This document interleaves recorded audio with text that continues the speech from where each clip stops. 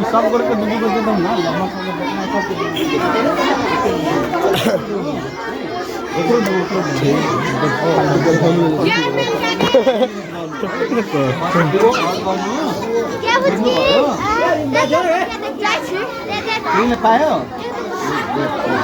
देखना मेहनत कर पढ्नु हो नानी मेहनत गरेर पढ्नु ओके तारिक आउ नानी यता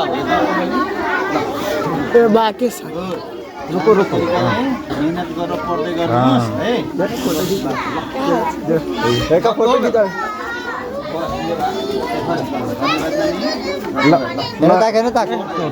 हेर्न ताक